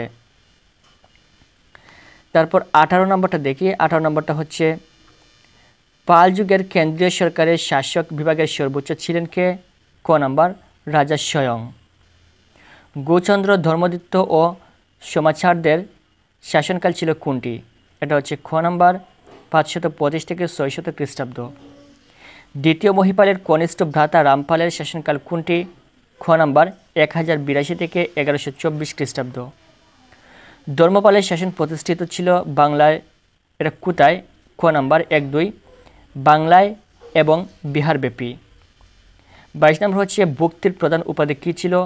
ক নাম্বার উপরিক। ধর্মপালের শাসনকাল কোনটি? এটা হচ্ছে খ নাম্বার 781 থেকে 821 খ্রিস্টাব্দ। 24 নম্বর হচ্ছে প্রাচ্যীয় জাতির রাজধানী কোথায় ছিল? খ নাম্বার পাঞ্জাব। আধুনিক গবেষকগণের মতে গোপালের শাসনকাল কোনটি? এটা হচ্ছে খ নাম্বার 756 থেকে 781 খ্রিস্টাব্দ। 26 নম্বর হচ্ছে কার মৃত্যুতে বাংলার ইতিহাসে এক দুর্যোগপূর্ণ অন্ধকারময় যুগের সূচনা হয়? গ নাম্বার শশাঙ্কের। কেন্দ্রীয় সরকারের শাসন বিভাগের সর্বোচ্চ ছিলেন রাজা। এখানে কোনটি সঠিক? 27 নম্বরটা হচ্ছে ঘ নাম্বার, তার মানে 1, 2, 3। এখানে সঠিক উত্তর হবে ধর্মীয় ব্যাপারে তার হস্তক্ষেপ ছিল। সাম্রাজ্য পরিচালনার ক্ষেত্রে তিনি ছিলেন প্রধান। অর্থনৈতিক ক্ষেত্রেও হস্তক্ষেপ করতেন। এই তিনটাই। তারপর আমরা দেখি 28 নম্বরটা ধর্মপালের প্রচেষ্টায় উন্নতি সাধিত হয়েছিল। এটা হচ্ছে ঘ নাম্বার 1, 2, 3। ধর্মের ক্ষেত্রে, শিক্ষায় এবং শিল্পে এই তিন দিকে কিন্তু উন্নতি সাধিত হচ্ছিল। 29 নম্বর হচ্ছে শশাঙ্কের মৃত্যুর সময়কাল হিসেবে নিচের কোনটি সমর্থনযোগ্য? ক নাম্বার 637 খ্রিস্টাব্দের কিছু আগে। গুপ্তযুগের পূর্বে প্রাচীন বাংলার ধারাবাহিক ইতিহাস জানা যায় না কেন? এটা হচ্ছে ক নাম্বার ইতিহাসের উৎসবের অভাবে। 31 নম্বর হচ্ছে সেন রাজত্বের অবসান ঘটে কত শতকে? ঘ নাম্বার 13 শতকের প্রথম দশকে। ভারতে গুপ্ত সাম্রাজ্য প্রতিষ্ঠিত হয় কত খ্রিস্টাব্দে? খ নাম্বার 320 খ্রিস্টাব্দে। চন্দ্র রাজাদের শাসনের পতন ঘটে কীভাবে? এটা হচ্ছে গ নাম্বার 2 বৈদেশিক আক্রমণে। বিজয় সেনের প্রথম রাজধানী কোথায় ছিল? ক নাম্বার ত্রিবেণীর বিজয়পুরে। 35 নম্বর হচ্ছে কৌমতন্ত্র ভেঙে গিয়ে কোন অবস্থা গড়ে ওঠে? গ নাম্বার রাজতন্ত্র। 36 নম্বরটা দেখি। শশাঙ্ক মৃত্যুবরণ করেন খ নাম্বার 637 খ্রিস্টাব্দের কিছু আগে। দেবপাল আধিপত্য বিস্তার করতে সক্ষম হয়। এটা হচ্ছে ঘ নাম্বার 1, 2, 3 উড়িষ্যার উপর, কামরূপের উপর এবং বাংলার উপর। 38 নম্বর হচ্ছে দেবরাজাদের শাসনকাল কোনটি? খ নাম্বার প্রায় 740 থেকে 800 খ্রিস্টাব্দ। কারা দক্ষিণ পূর্ব বাংলার হরিকেল একটি স্বাধীন রাজ্যের উদ্ভব ঘটান? এটা হচ্ছে ক নাম্বার কান্তিদেবরা। তারপর আমরা দেখি 40 নম্বর সুহেলের গ্রামটি 3টি গ্রামের মাঝখানে অবস্থিত। হঠাৎ তাদের গ্রামটি দখল নিয়ে পার্শ্ববর্তী 3টি গ্রামের যুদ্ধ হয়। সুহেলদের গ্রামের সাথে মিল রয়েছে নিম্নের কোন অঞ্চলের? এটা হচ্ছে ক নাম্বার উত্তর ভারতের। 41 নম্বর হচ্ছে পাল বংশের প্রতিষ্ঠাতা ছিলেন গোপাল। ঠিক তেমনই সেন বংশের প্রতিষ্ঠার ক্ষেত্রে নিচের কার নামটি গ্রহণযোগ্য? ঘ নাম্বার সামন্ত সেন। পাল বংশকে ধ্বংসের হাত থেকে রক্ষা করেন কে? ঘ নাম্বার মহিপাল। 43 নম্বর হচ্ছে বাংলাদেশের সেন রাজবংশের সূচনা হয় কোন শতকে? খ নাম্বার দ্বাদশ শতকে। আমরা দেখি 44 নম্বরটা কি রয়েছে। কোন বংশের প্রতিষ্ঠার মধ্য দিয়ে বাংলাদেশে নতুন যুগের সূচনা হয়? খ নাম্বার পাল। পাল বংশের প্রতিষ্ঠার মধ্য দিয়ে বাংলাদেশে নতুন যুগের সূচনা হয়। 45 নম্বর হচ্ছে গুপ্ত সম্রাটদের শাসনাধীন বড় বিভাগের নাম কী ছিল? ঘ নাম্বার ভুক্তি। মহিপালের পৌত্র ন্যায়পালের রাজত্বকাল কোনটি? এটা হচ্ছে ক নাম্বার 1040 থেকে 1052 খ্রিস্টাব্দ। 47 নম্বর হচ্ছে নারায়ণের একটি হিন্দু মন্দিরের জন্য করমুক্ত ভূমি দান করেন কে? ঘ নাম্বার ধর্মপাল। দেবরাজারা তাদের নামের সাথে বড় বড় উপাধি যুক্ত করতেন কেন? এটা হচ্ছে খ নাম্বার, নিজেদের শক্তিশালী ভাবতেন তাই। 49 নম্বরটা আমরা একটু দেখি। উত্তরবঙ্গের বরেন্দ্র অঞ্চলের সামন্তবর্গ কার সময়ের প্রকাশ্যে বিদ্রোহ ঘোষণা করেন? ঘ নাম্বার, দ্বিতীয় মহিপালের সময়ে। মহিপালের মৃত্যুর পর তার সাম্রাজ্য আক্রমণ করে 1, 2, 3 কালচুরি রাজা, কর্ণাটক চালুক্য রাজা এবং উড়িষ্যা ও কামরূপের রাজা। 1 নম্বর হচ্ছে কোন নীতি অনুযায়ী দত্তক পুত্র সম্পত্তির উত্তরাধিকারী হতে পারত না? এটা হচ্ছে সত্য বিলোপ নীতি অনুযায়ী দত্তক পুত্র সম্পত্তির উত্তরাধিকারী হতে পারত না। এটা হচ্ছে সত্য বিলোপ নীতি অনুযায়ী। ইস্ট ইন্ডিয়া কোম্পানির শাসন প্রতিষ্ঠার সাথে সাথে কিসের শোষণ বঞ্চনা শুরু হয়? অর্থনৈতিক। সিপাহী বিদ্রোহে যথার্থ কারণ কী ছিল? ধর্মীয় অনুভূতিতে আঘাত। হিন্দু সম্প্রদায়ের মধ্যে বদ্ধমূল ধারণা ছিল কি? এটা হচ্ছে সমুদ্র পাড়ি দিলে ধর্ম নষ্ট হয়। এটা হিন্দু সম্প্রদায়ের মধ্যে একটা ধারণা ছিল যে সমুদ্র পাড়ি দিলে ধর্ম নষ্ট হয়। এনফিল্ড নিচের কোনটিকে সমর্থন করেছে? তলোয়ারের নাম, অস্ত্রের নাম, পিস্তলের নাম। কোনটা সঠিক হবে? সঠিক উত্তর হচ্ছে রাইফেলের নাম। এনফিল্ড একটি রাইফেলের নাম। 6 নম্বর হচ্ছে বিদ্রোহের আগুন প্রথমে জ্বলে উঠে কোথায়? ব্যারাকপুরে। মুঘল সম্রাট দ্বিতীয় বাহাদুর শাহকে কোথায় নির্বাসন করা হয়? মায়ানমারে। 8 নম্বর হচ্ছে সিপাহী বিদ্রোহের সময় ঢাকার বাহাদুর শাহ পার্কে কাদের লাশ ঝুলিয়ে রাখা হয়? এটা সঠিক উত্তর হচ্ছে সৈনিকদের। কখন ইংরেজ শাসনের অবসান ঘটে? 1947 সালে ইংরেজ শাসনের অবসান ঘটে। বাংলার ইতিহাসে কিসের প্রভাব ছিল সুদূর প্রসারী? বঙ্গভঙ্গের। হিন্দু মুসলিম সম্প্রদায়ের সম্প্রীতি চিরতরে নষ্ট হওয়ার যৌক্তিক কারণ কোনটি? বঙ্গভঙ্গ। উপমহাদেশ ভাগ হয় কখন? 1947 সালে উপমহাদেশ ভাগ হয়। ভারতে বড়লাট লর্ড কার্জন কখন বাংলা ভাগ করেন? 1905 সালে। লর্ড কার্জনের শাসনামলে প্রশাসনিক সংস্কার হিসেবে নিচের কোনটি অধিক যুক্তিযুক্ত? এটা হচ্ছে বঙ্গভঙ্গ। উপমহাদেশের 1/3 লোকের বসবাস ছিল কোথায়? বাংলা প্রেসিডেন্সিতে। লর্ড কার্জন বাংলার কিসের সম্পর্কে সচেতন ছিলেন? এটা সঠিক উত্তর হচ্ছে রাজনৈতিক সচেতনতা। কংগ্রেসের নেতারা কোথা থেকে সারা ভারতের আন্দোলনের নেতৃত্ব দিতেন? কলকাতা থেকে। বাংলার মানুষের মধ্যে মিশ্র প্রতিক্রিয়া দেখা দেওয়ার কারণ কোনটি সমর্থনযোগ্য? বঙ্গভঙ্গ ঘোষণা। পূর্ব বাংলার মুসলমানরা কার নেতৃত্বে বঙ্গভঙ্গকে স্বাগত জানায়? নবাব সলিমুল্লাহর নেতৃত্বে। 20 নম্বর হচ্ছে নতুন প্রদেশের জনসংখ্যার সংখ্যাগরিষ্ঠ অংশ ছিল কারা? মুসলমানরা। বঙ্গভঙ্গের বিরুদ্ধে তীব্র প্রতিক্রিয়া লক্ষ্য করা যায় কোন সম্প্রদায়ের মধ্যে? হিন্দু সম্প্রদায়ের মধ্যে।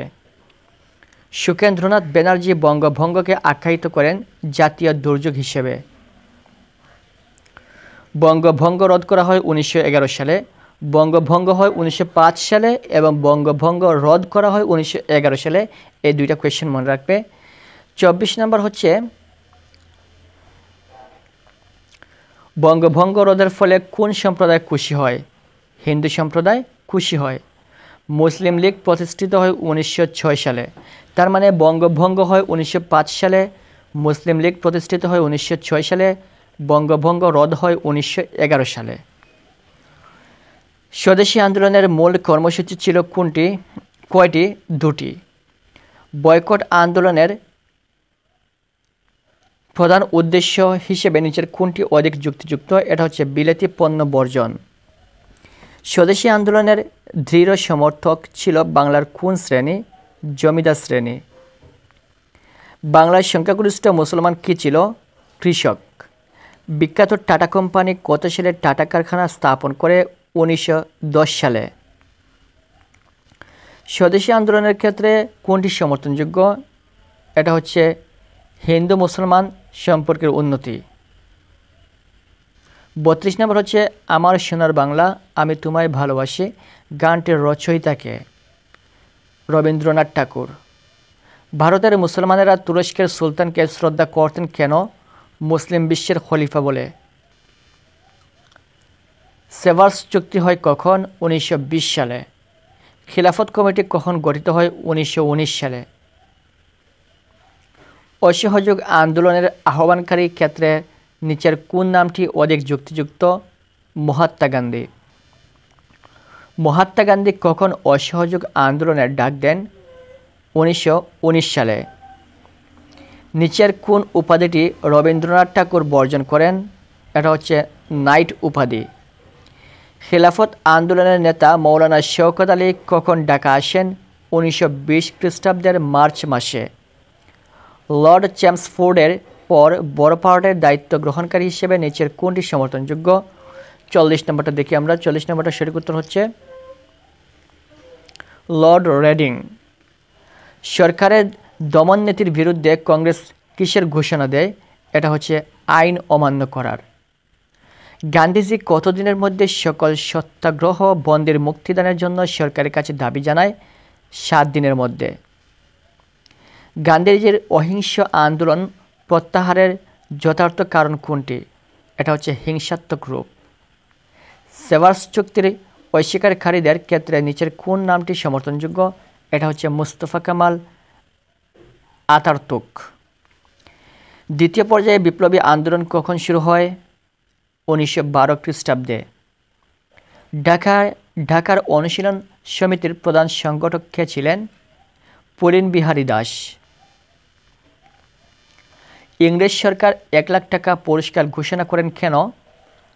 রাসবিহারী বসুকে ধরার জন্য। লাল বাংলা নিচের কোনটির সাথে সাদৃশ্যপূর্ণ? এটা হচ্ছে প্রচারপত্রের সাথে সাদৃশ্যপূর্ণ। ইংরেজ সরকার কখন বেঙ্গল অর্ডিন্যান্স জারি করে? 1924 খ্রিস্টাব্দে। খুবই ইম্পর্ট্যান্ট। মহাত্মা গান্ধী কখন আইন অমান্য আন্দোলন শুরু করেন? 1930 সালে। মাস্টারদার প্রকৃত নামের ক্ষেত্রে কোনটি সমর্থনযোগ্য? এটা হচ্ছে মাস্টার মশাই।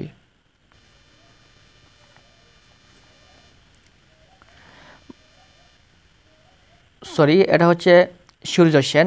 মাস্টারদার প্রকৃত নামের ক্ষেত্রে কোনটি সমর্থনযোগ্য? এটা হচ্ছে সূর্য সেন। আমরা তাকে মাস্টারদা সূর্য সেন বলে ডাকি অথবা চিনি। চট্টগ্রামকে ব্রিটিশ শাসনমুক্ত করার জন্য গঠনকৃত বাহিনীর মধ্যে নিচের কোনটি যুক্তিযুক্ত? চট্টগ্রাম বিপ্লবী বাহিনী। সূর্য সেনের বিপ্লবীর সাথে কোথায় চূড়ান্ত যুদ্ধ সংঘটিত হয়? জালালাবাদ পাহাড়ে। বিপ্লবীরা কোথায় আশ্রয় নেয়? গ্রামের কৃষকদের বাড়িতে। সূর্য সেনের গ্রেফতার হওয়ার সময়কালের ক্ষেত্রে নিচের কোনটি সমর্থনযোগ্য? এটা হচ্ছে 1933 খ্রিস্টাব্দে সূর্য সেন গ্রেফতার হন। প্রীতিলতাকে কোন স্থানে আক্রমণের দায়িত্ব দেওয়া হয়? 56 নম্বর হচ্ছে প্রীতিলতাকে দায়িত্ব দেওয়া হয় পাহাড়তলী ইউরোপিয়ান ক্লাব আক্রমণের। চট্টগ্রামের বিপ্লবীদের পাশাপাশি কলকাতার কোন দল যথেষ্ট সক্রিয় ছিল? যুগান্তর দল। সশস্ত্র বিপ্লবী আন্দোলনের ব্যর্থতার যথার্থ কারণ কোনটি? গণবিচ্ছিন্নতা। গুপ্ত সংগঠনগুলো কীভাবে কাজ করত? ছোট ছোট দলে ভাগ হয়ে। সিআর দাস স্বরাজ পার্টির কী ছিলেন? সভাপতি ছিলেন। স্বরাজ পার্টির সম্পাদক হিসেবে নিচের কোন ব্যক্তির নামটি অধিক যুক্তিযুক্ত? মতিলাল নেহেরু। বেঙ্গল প্যান্টের শর্ত অনুযায়ী কলকাতা কর্পোরেশনের বিভিন্ন চাকরিতে কাদের নিয়োগ দেওয়া হয়? মুসলমানদের। বাংলায় ফরাজ দলের অভূতপূর্ব বিজয়ের কৃতিত্ব ছিল কার? চিত্তরঞ্জন দাসের। 64 নম্বরটা হচ্ছে বাংলা চুক্তি কী নামে খ্যাত? সিআর দাস ফর্মুলা নামে। সরকারি দপ্তরে মুসলমানদের জন্য 55% চাকরি সংরক্ষিত থাকবে কথাটির সাথে সাদৃশ্য রয়েছে বাংলা চুক্তির।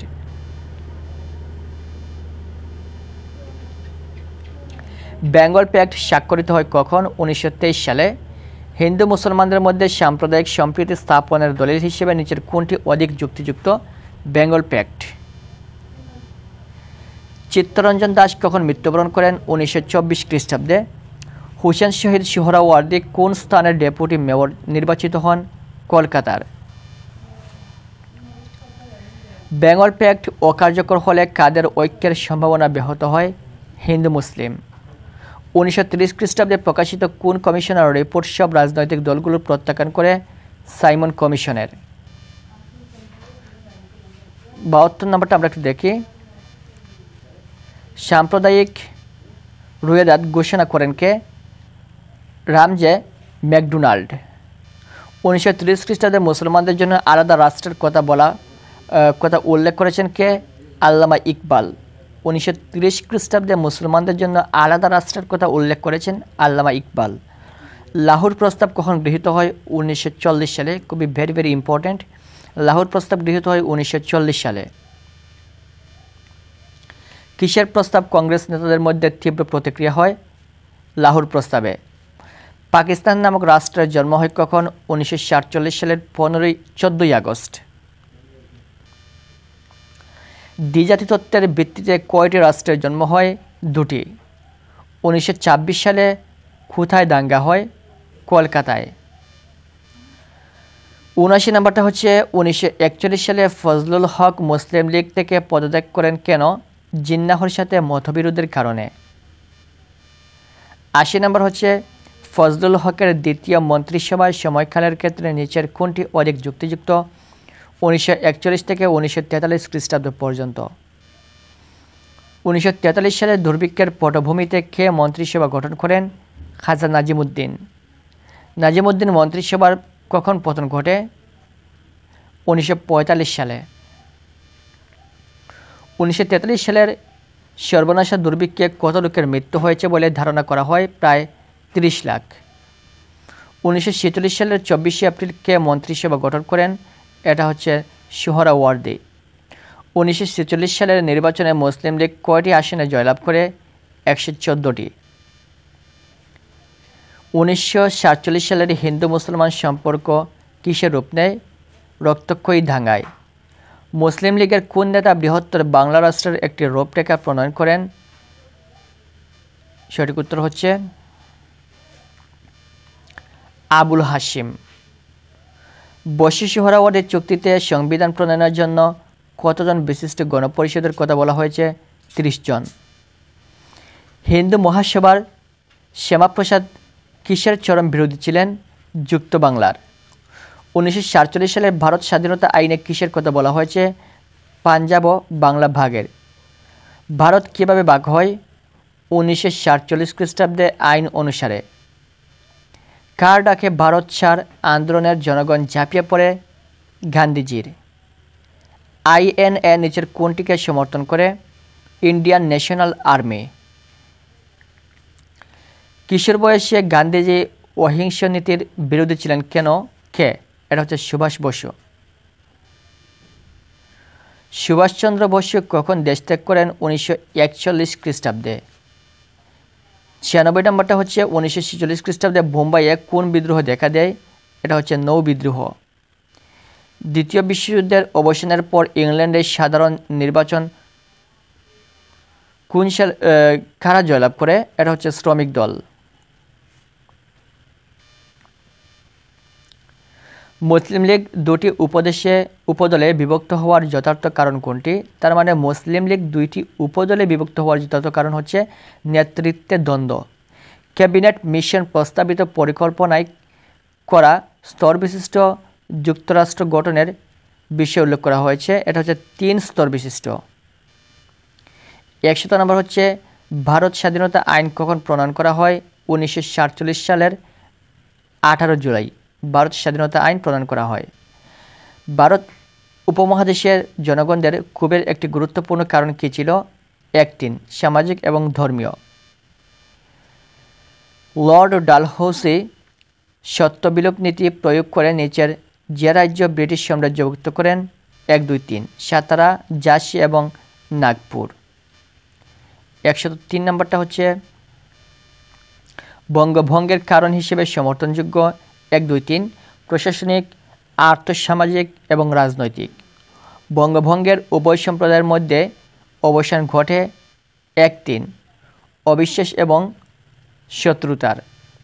বঙ্গভঙ্গ রোধের ফলে 1, 2 হিন্দু সম্প্রদায় খুশি হয়, মুসলমান সম্প্রদায় প্রচণ্ড মর্মাহত হয়। স্বদেশী আন্দোলনে উল্লেখযোগ্য ভূমিকা রাখেন 1-2-3 রবীন্দ্রনাথ ঠাকুর, দ্বিজেন্দ্রলাল রায়, রজনীকান্ত সেন, তিনজনই। বয়কট আন্দোলনের প্রধান উদ্দেশ্য ছিল 2-3 বিলেতি পণ্য বর্জন, বিলেতি শিক্ষা বর্জন। খিলাফত আন্দোলনের দাবির সাথে সাদৃশ্য রয়েছে 1-3 তুরস্কের খলিফার পদ সমুন্নত রাখতে হবে, খলিফার সাম্রাজ্য অক্ষুণ্ণ রাখতে হবে। হিন্দু ও মুসলমানদের মিলিত সংগ্রাম হিসেবে উপমহাদেশের রাজনৈতিক ইতিহাসে একটি গুরুত্বপূর্ণ ঘটনা 1-3 খিলাফত আন্দোলন এবং অসহযোগ আন্দোলন। 110 নম্বর হচ্ছে খিলাফত আন্দোলনের নেতা ছিলেন 1-3 মুহাম্মদ শওকত আলী এবং মাওলানা আবুল কালাম আজাদ। বাংলা চুক্তি সম্পাদন করতে গুরুত্বপূর্ণ ভূমিকা গ্রহণ করেছিলেন 1-2-3 আব্দুল করিম, মুজিবুর রহমান এবং আকরম খান। যেটি বিবেচনা করে জিন্নাহ তার বহু আলোচিত সমালোচিত দ্বিজাতি তত্ত্বের ঘোষণা দেন 1-2-3 সার্বিক রাজনৈতিক পরিস্থিতি, অতীতের তিক্ত অভিজ্ঞতা, মুসলমানদের স্বার্থ, এই 3টা বিষয় বিবেচনা করেই জিন্নাহ তার বহুল আলোচিত সমালোচিত দ্বিজাতি তত্ত্বের ঘোষণা করেন। লাহোর প্রস্তাবের পর ঐতিহাসিকভাবে যেটি সত্য তা হলো 2-3 মুসলমান সম্প্রদায় নিজস্ব আলাদা রাষ্ট্রের স্বপ্ন দেখতে থাকে। ভারতের রাজনৈতিক শাসনতান্ত্রিক আন্দোলনে এক নতুন ধারার জন্ম হয়। খাজা নাজিমুদ্দিন ছিলেন 1-3 অবাঙালি ব্যবসায়ীদের নেতা এবং রক্ষণশীলদের নেতা। রবার্ট ক্লাইভের দ্বৈত শাসনের ফলে কি ঘটে? 1-2-3 কোম্পানি লাভ করে দায়িত্বহীন ক্ষমতা, বাংলার মানুষ হতদরিদ্র ও অসহায় হয়ে পড়ে, নবাব পরিণত হন ক্ষমতাহীন শাসকে। 116 নম্বরটা হচ্ছে ব্রিটিশ শাসনের অবসান ঘটার ক্ষেত্রে নিচের কোনটি সমর্থনযোগ্য?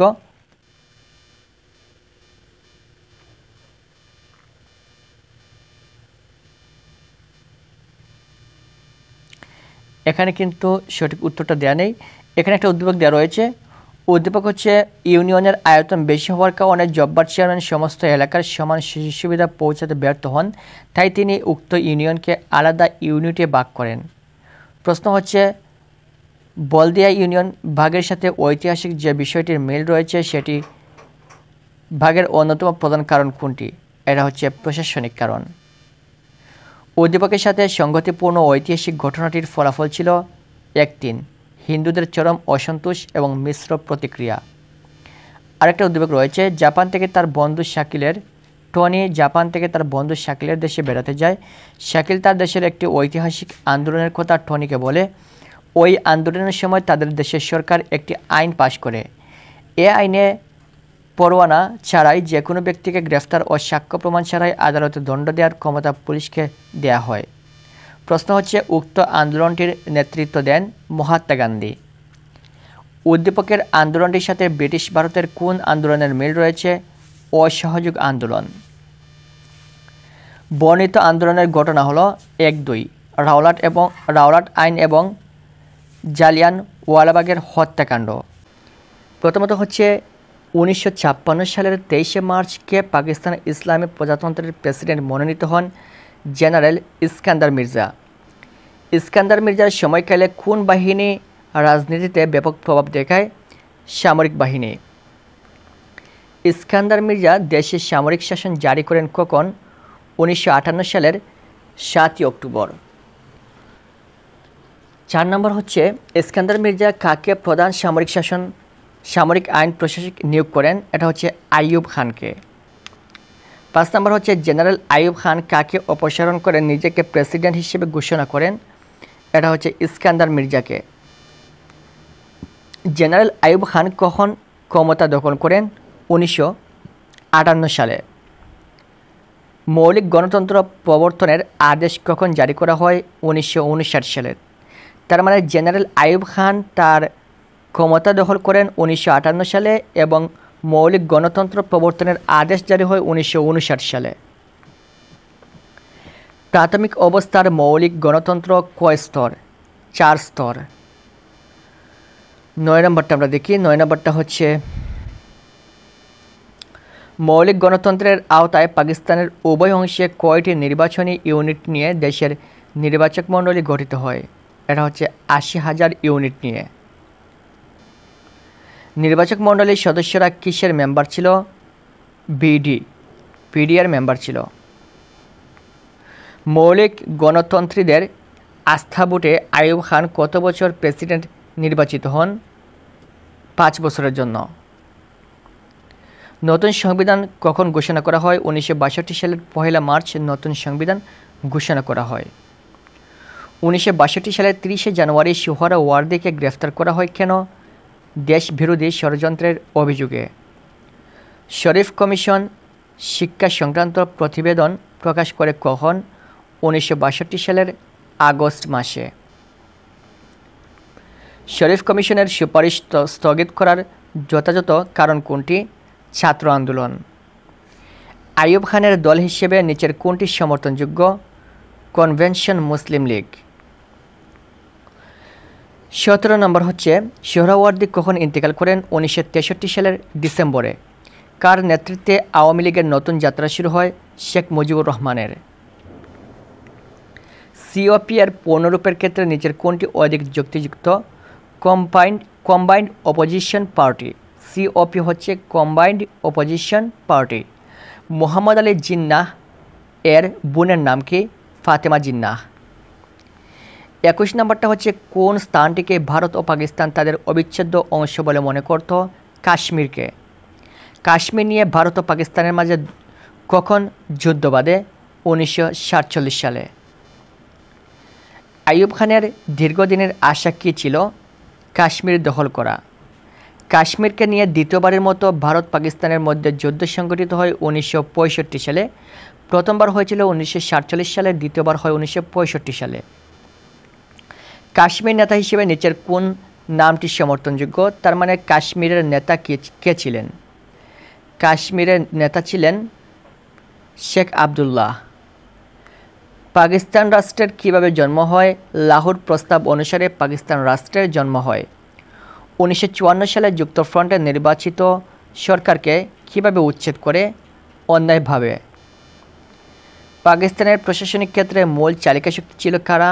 Civil service কর্মকর্তাগণ। ১৯৬২ সালে পাকিস্তানের মন্ত্রণালয়গুলোতে শীর্ষস্থানীয় কর্মকর্তার ৯৫৪ জনের মধ্যে বাঙালি ছিলেন কয়জন? ১১৯ জন। ১৯৬২ সালে ফরেন সার্ভিসে পূর্ব পাকিস্তানের প্রতিনিধিত্ব ছিল কত? ২০.৮%। তার মানে ১৯৬২ সালে ফরেন সার্ভিসে পূর্ব পাকিস্তানের প্রতিনিধিত্ব ছিল ২০.৮%। আইয়ুব খানের শাসনামলে মোট বাজেটের কয় ভাগ সামরিক বাজেট ছিল? ৬০%। ১৯৬৬ সালে সামরিক বাহিনীর ১৭ জন শীর্ষ পর্যায়ের কর্মকর্তার মধ্যে বাঙালি ছিল কয়জন? মাত্র ১ জন। জন্মলগ্ন থেকে পাকিস্তানে কয়টি পদ্মবার্ষিকী পরিকল্পনা গৃহীত হয়? সঠিক উত্তর হচ্ছে ৩টি। পাকিস্তান রাষ্ট্রের সকল পরিকল্পনা প্রণীত হতো কোথায়? পশ্চিম পাকিস্তানে। ১৯৫৬ সালে করাচির জন্য কত টাকা ব্যয় করা হয়? ৫৭০ কোটি টাকা ব্যয় করা হয়। ১৯৬৭ সাল পর্যন্ত ঢাকার জন্য ব্যয় হয় কত? ২৫ কোটি টাকা। ১৯৪৭ থেকে ১৯৭০ সাল পর্যন্ত মোট রপ্তানি আয়ে পূর্ব পাকিস্তানের অংশ ছিল ৫৪.৭%। পশ্চিম পাকিস্তানিরা কাদের নিরক্ষর রাখার চেষ্টা করত? বাঙালিদের। পূর্ব পাকিস্তানের অধিবাসী ছিল মোট জনসংখ্যার কত ভাগ? ৫৬%। পশ্চিম পাকিস্তানিরা বাংলাকে কোন বর্ণে শেখায় ষড়যন্ত্র করে? এটা হচ্ছে আরবি। বাঙালি সংস্কৃতিতে সমৃদ্ধ করার ক্ষেত্রে কার নাটক, সঙ্গীত, সাহিত্য অধিক যুক্তিযুক্ত? রবীন্দ্রনাথের। ৪২ নম্বরটা হচ্ছে ৬ দফা কর্মসূচি ঘোষণা করা হয় কখন? ১৯৬৬ সালে ৬ দফা কর্মসূচি ঘোষণা করা হয়। মনে রাখবেন, ভেরি ইম্পর্টেন্ট। ৬ দফা কর্মসূচি ঘোষণা করেন কে? বঙ্গবন্ধু শেখ মুজিবুর রহমান। আমাদের বাঁচার দাবি পুস্তিকাটি কার নামে প্রকাশিত হয়? বঙ্গবন্ধুর নামে। ৬ দফাকে আখ্যায়িত করার ক্ষেত্রে নিচের কোনটি অধিক যুক্তিযুক্ত? আমাদের বাঁচার দাবি। বঙ্গবন্ধুকে গ্রেফতারের প্রতিবাদে কখন দেশব্যাপী হরতাল পালিত হয়? 1966 সালের 7 জুন।